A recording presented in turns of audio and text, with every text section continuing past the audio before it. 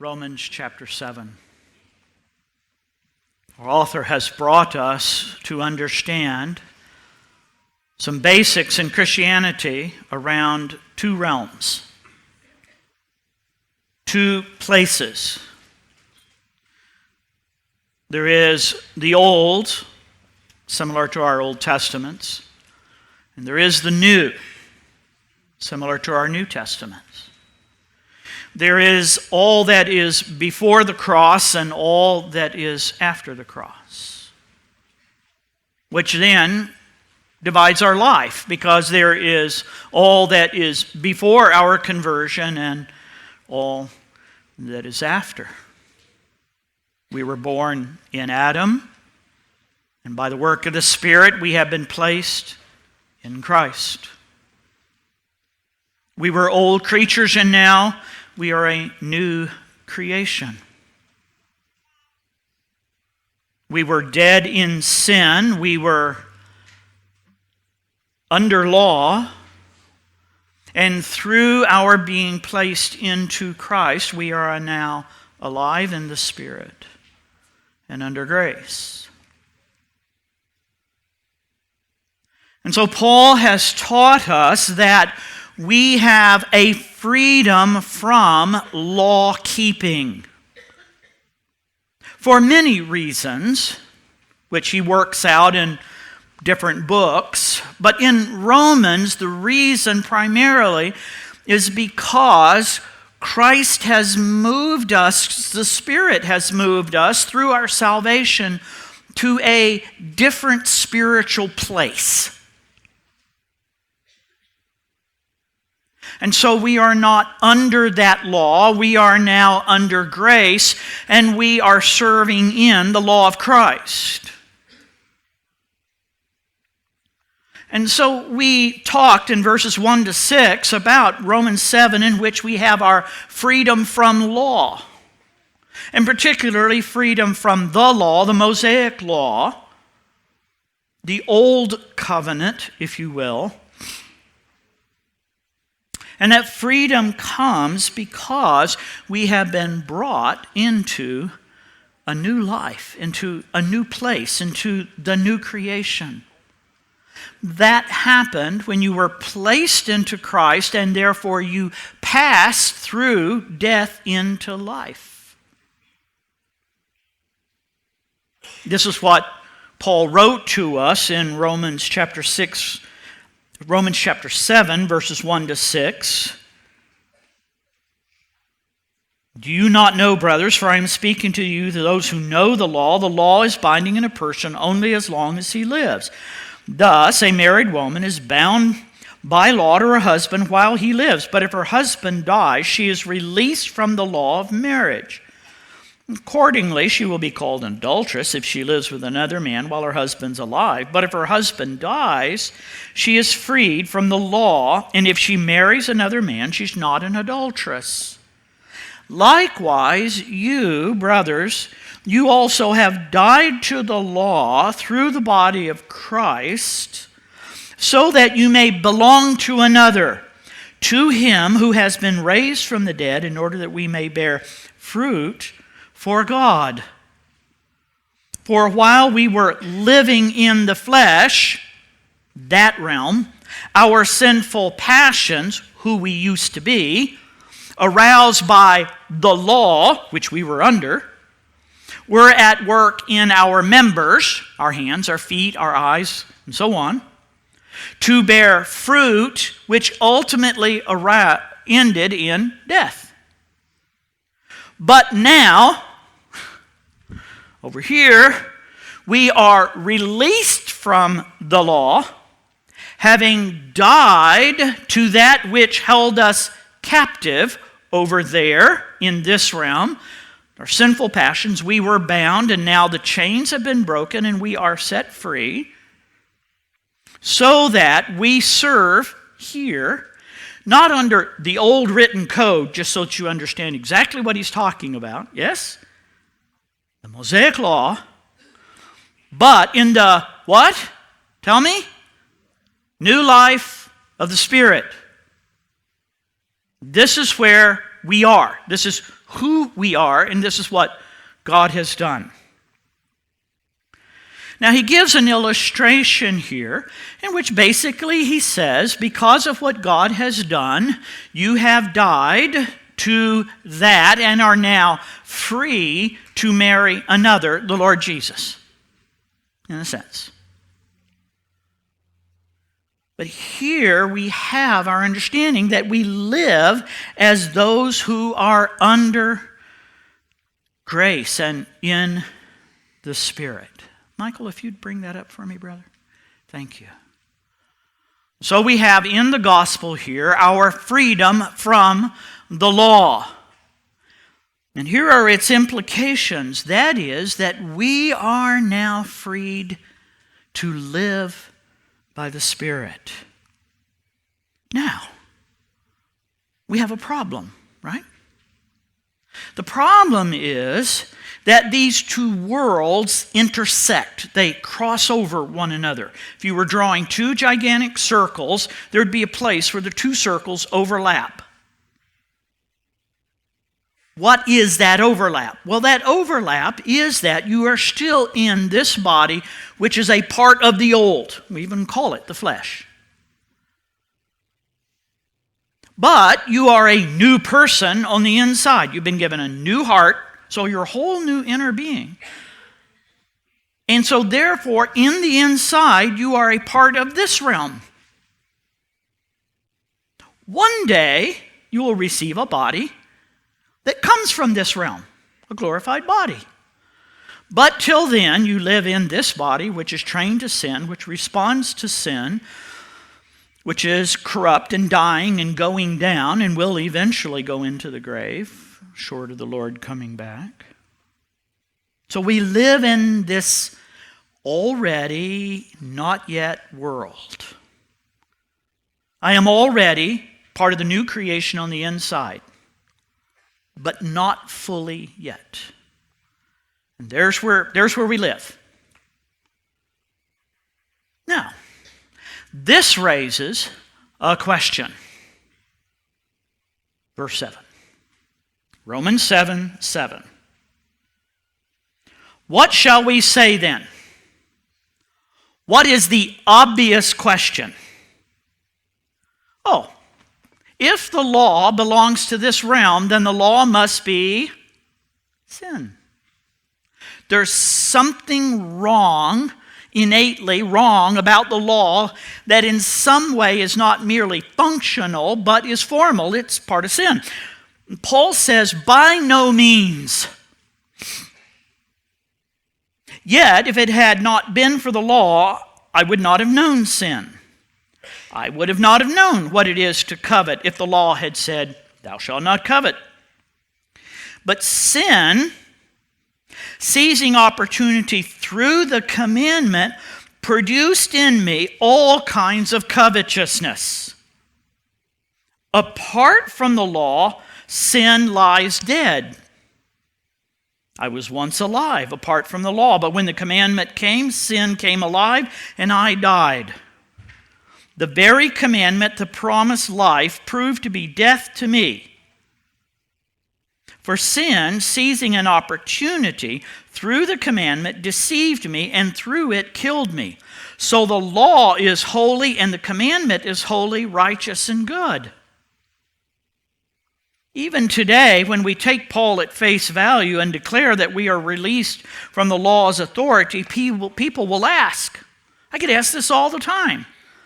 Are you implying that the law was sinful or in some way was not holy? Paul anticipates that injection. In fact, I would say that if you teach Romans 5:6 and the first part of 7, and you don't get this objection, you're not teaching it the way Paul did. The natural, after people listen to you, the natural question should be, are you saying that the Old Testament code was sinful?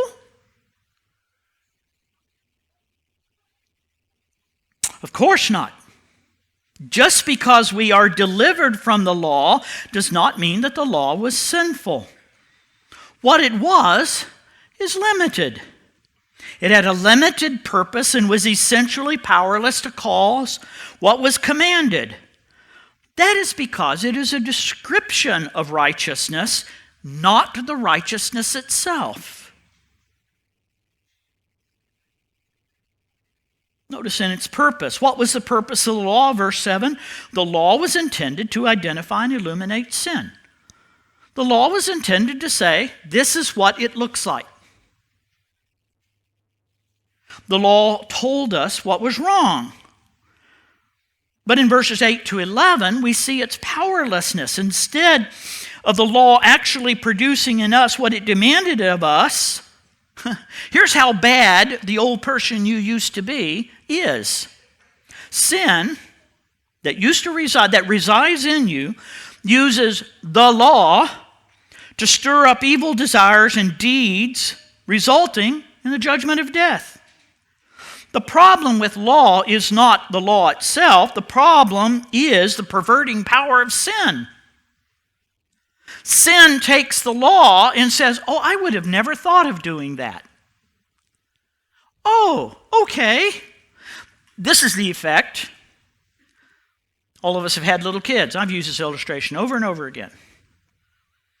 And you got the really nice things sitting on the coffee table.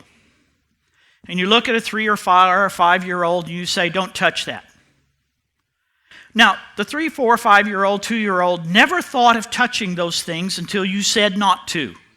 Right? Isn't that the way it works? So is it wrong to say, don't touch that? Well, in the modern world, yes, of course. We have an upcoming family enrichment retreat that will help you with that. So that's the law. It's not wrong to say, don't touch that. But the effect in a viper in diapers is, oh, I want to touch it.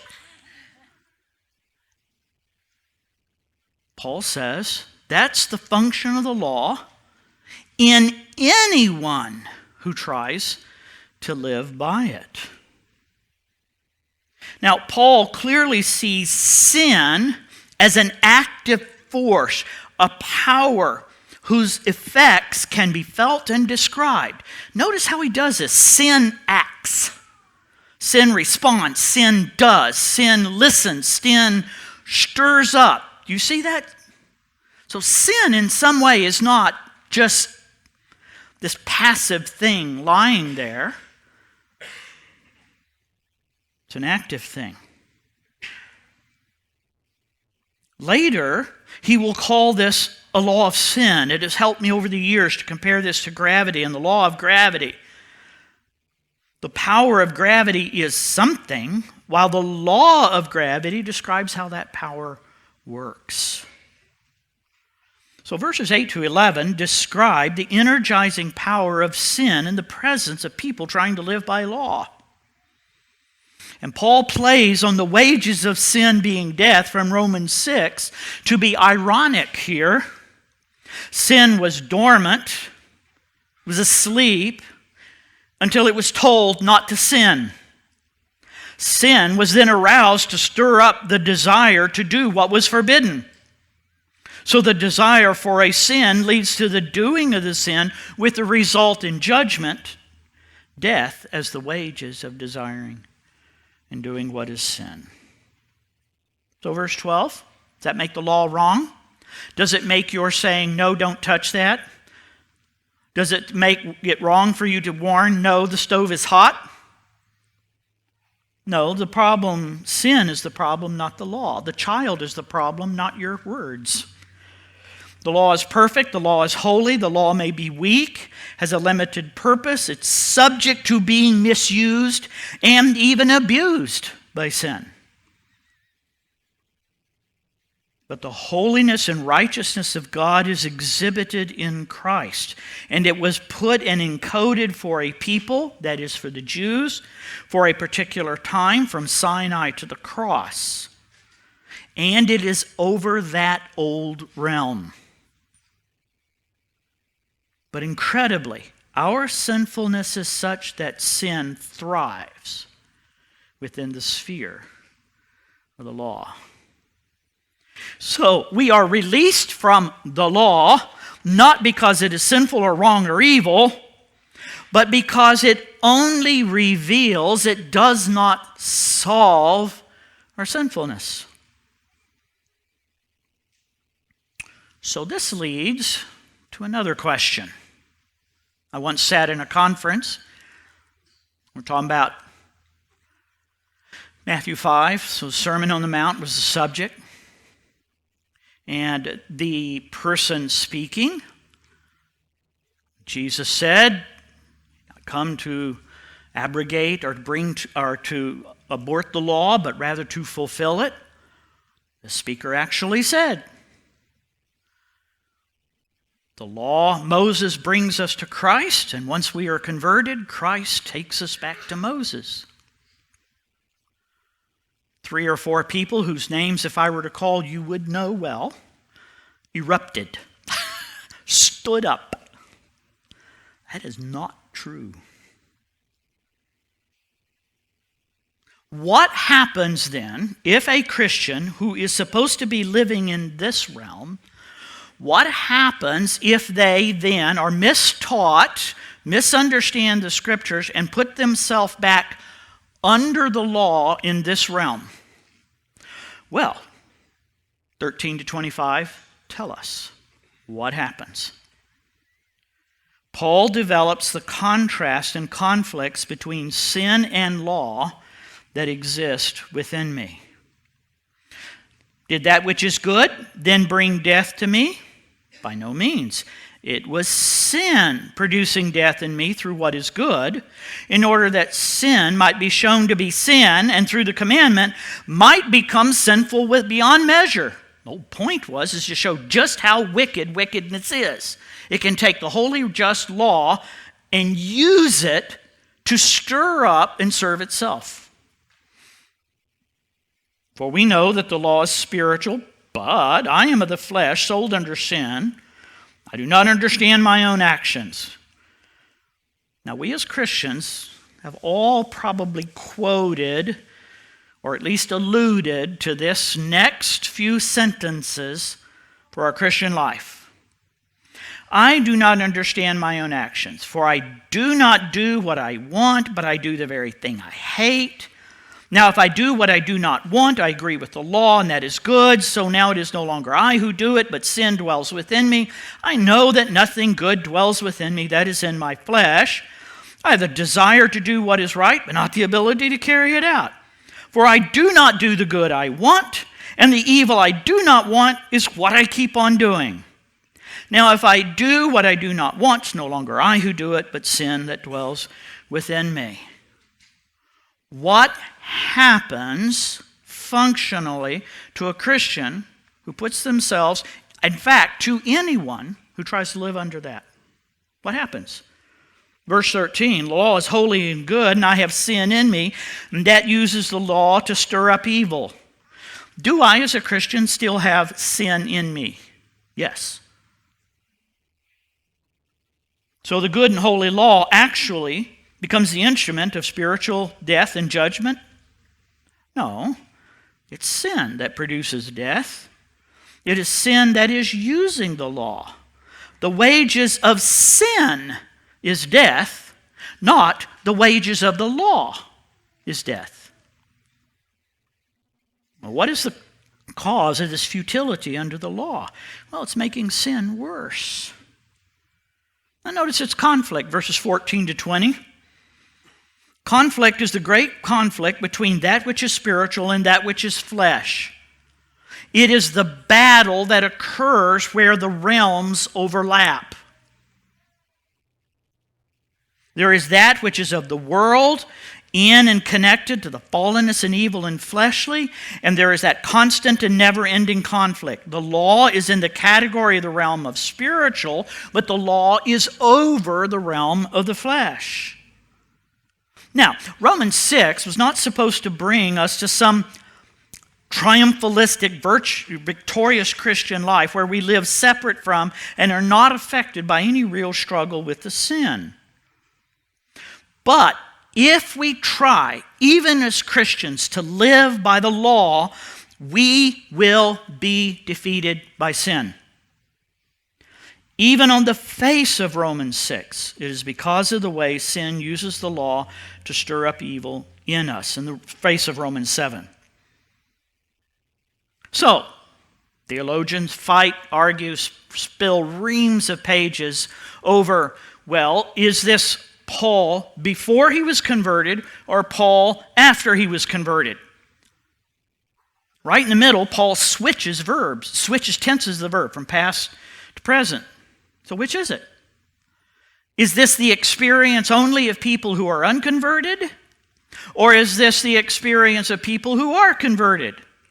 Are we misusing this text when we say, oh, wretched man that I am, oh, stuff I'm not supposed to do, I do, and what I don't want to do, I do?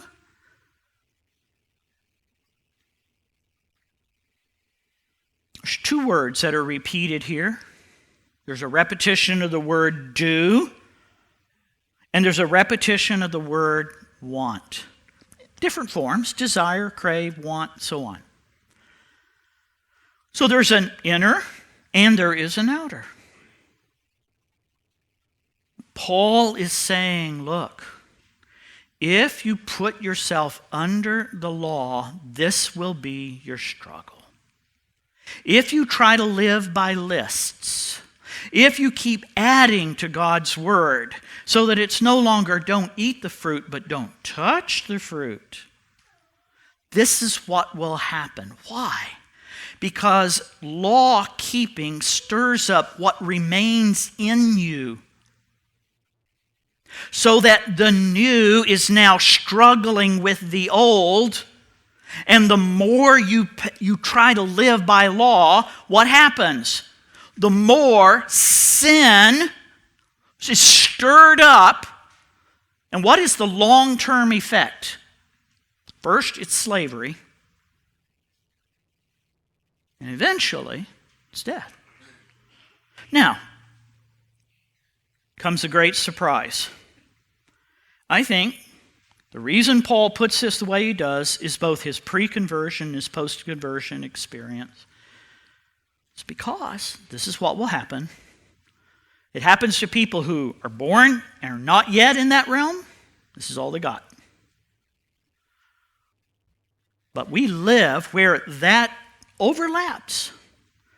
We're supposed to live in the Spirit by the power of the grace of this realm, but we do love our lists. So 2 or 3 of you have said over the last 2 weeks, even as they're listening to me say this, they hear themselves still saying, okay, just tell me what I'm supposed to do, which would be a list. What you are supposed to do is continue to present the members of your body to Christ, to righteousness, so that you more and more become enslaved to righteousness. Stop presenting the members of your body to sin, so that you become less and less enslaved to the old. Do not put yourself in. That's what you do. Doesn't sound like a list to me.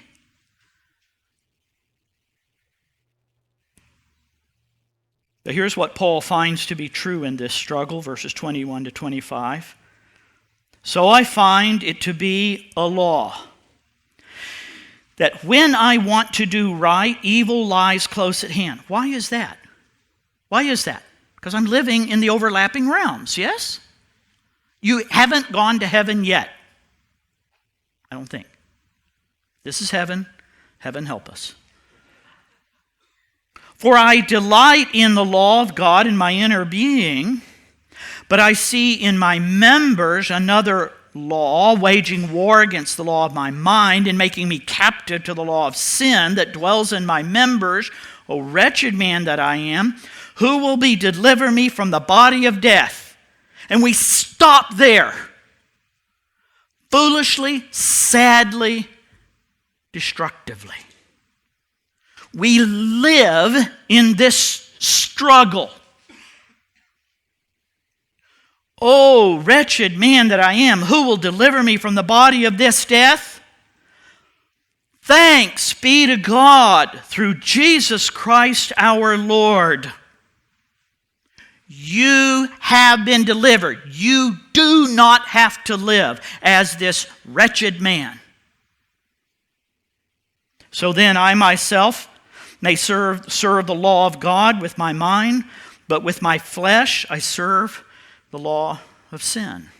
Here, I think the word law is changing its sense from a written code in which we to abide by. So therefore, the stop sign, right? It's a written code, abide by that. And now he's referring to what we think of as the law of gravity. Here is a law, not that we have to obey and can disobey. Don't try, okay? But it is a law that describes reality. And you got to grab hold of Paul's two different uses of the word.